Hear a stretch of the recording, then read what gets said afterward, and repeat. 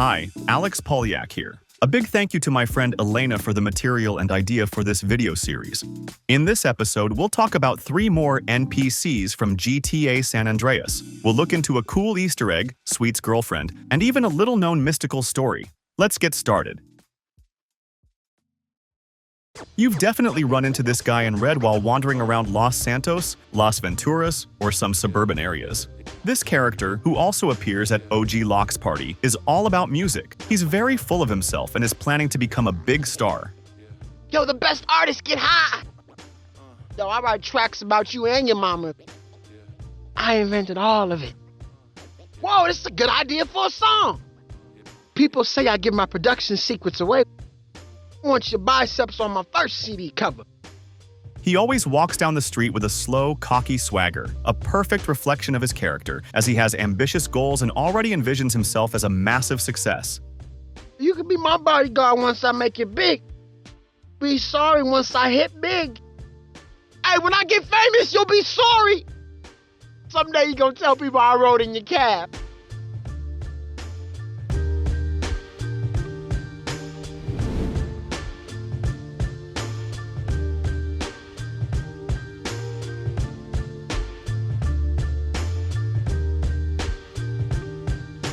He's incredibly protective of his records and demos, which is why he constantly carries them with him in his car.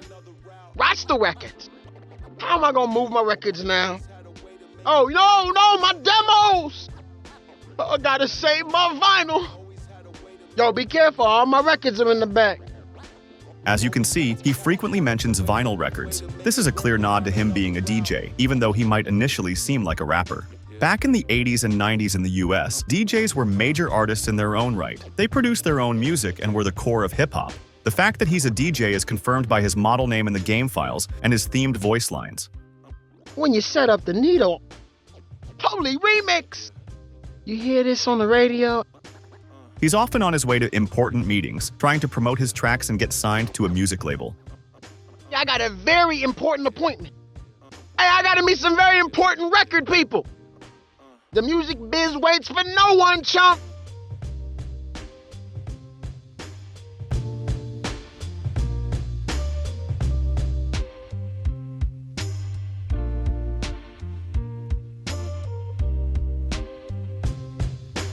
The guy is genuinely paranoid. If CJ tries to jack his car, hits him, or starts a fight, this DJ suspects that Carl is trying to steal his music.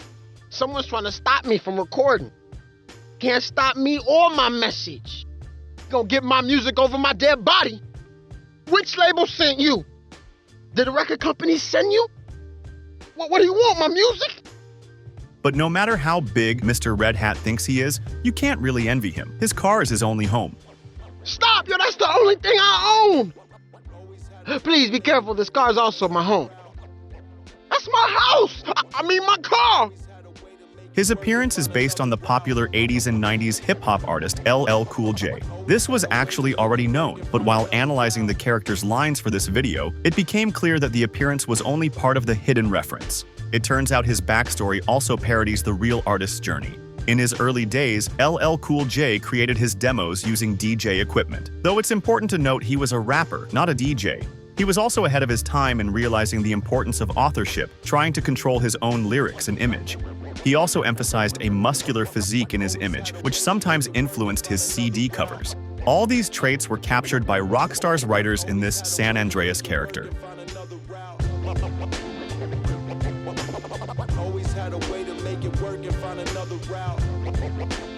Always had a way to make it work and find another route.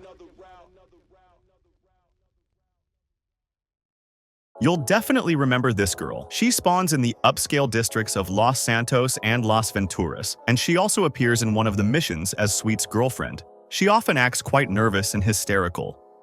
Move! Please move! You pushed me. Why? You hit me! You hate me! Why does this happen to me? Why does this always happen to me? She's unhappy with the world and her life, claiming it only brings her suffering. Life is a terrible mistake. I find life unbearable. The world is a terrible, terrible place. Oh, I know what it is to suffer. The world hates people like me.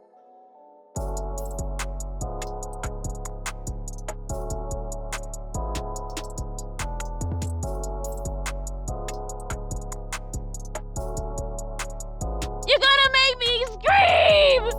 A massive sense of guilt is eating her up inside, and she also blames her father for her problems. I blame my father. Guilt has ruined my life. I hate myself. It's my own fault. I deserved it all. She mentions having a personality disorder and says she attends inversion therapy sessions and takes Gren pills, both of which are advertised on the in-game radio. I got a personality disorder, okay? This is just like aversion therapy. Mr. Fontaine is a genius. Therapy has saved me. Call my therapist! Any of them! He took my Gren and my car! I need some drugs!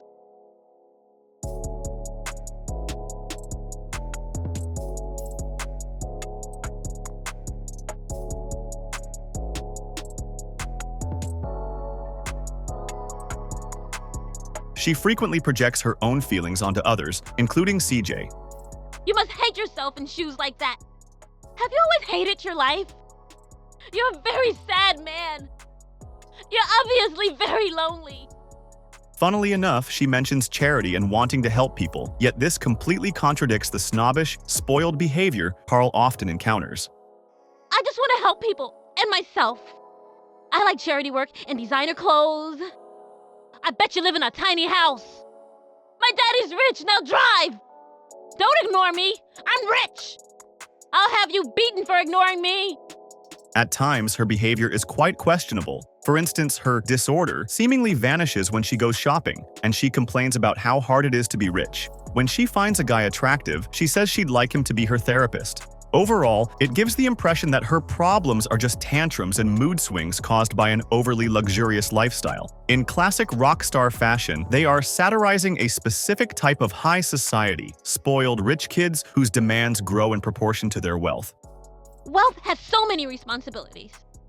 It's so hard being this rich. When I shop, the pain stops. Shopping really helps my self-worth. That guy could take away my misery. That guy could be my new therapist.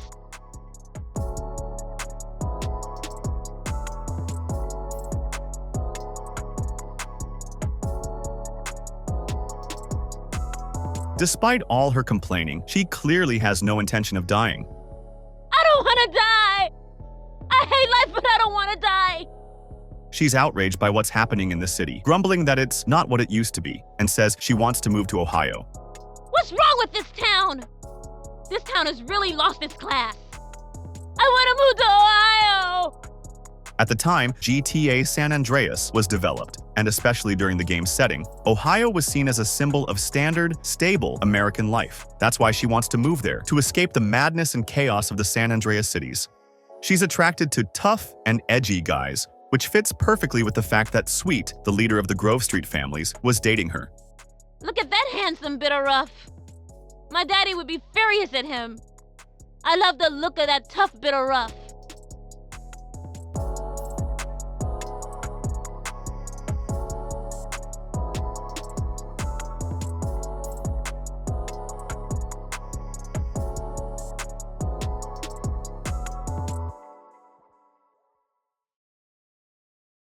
When you first see this man in San Fierro, he'll probably look like a completely unremarkable character. But this is a case where appearances are deceiving. This man seeks knowledge and wisdom. He often speaks in proverbs, though some of them sound quite cliché. There are many ways to go about one thing. A very old proverb. The truth lies within honesty. Knowledge, that is what I crave. The scorpion is stronger than the frog. The latter, by the way, is an old parable. Its meaning is that a destructive nature cannot be changed. Such people will hurt others even if it means suffering themselves. Their nature is fixed, and neither logic nor kindness can help. If you want to read the full story, pause the video right now. However, the most interesting things are still ahead, so be a little patient. In various situations, especially when clashing with CJ, this man says things steeped in spiritual views. He drops hints that he's not as simple as he looks and knows far more than the average person. You are evil-spirited. I will beat the evil spirit out of you. Your destructiveness has cost me. Your cruelty will not go unpunished. You think you can scare me? I have seen much scarier than that. Your karma has turned.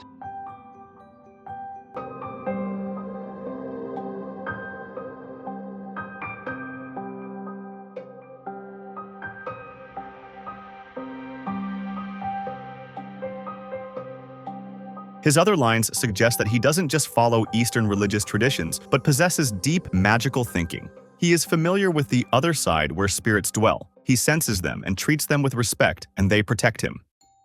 Do you know of these spirits? Do you believe in the afterlife? Can you feel the spirits?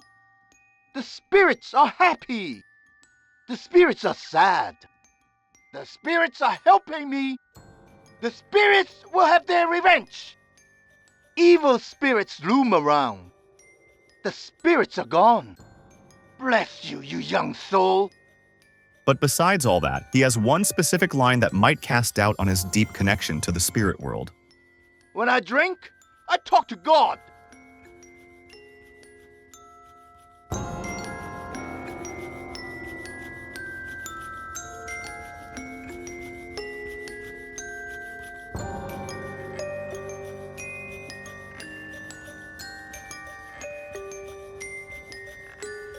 If you enjoyed this video, please support it with a like and a comment. And if you want to hear the stories of other NPCs from the world of GTA, subscribe to my YouTube channel.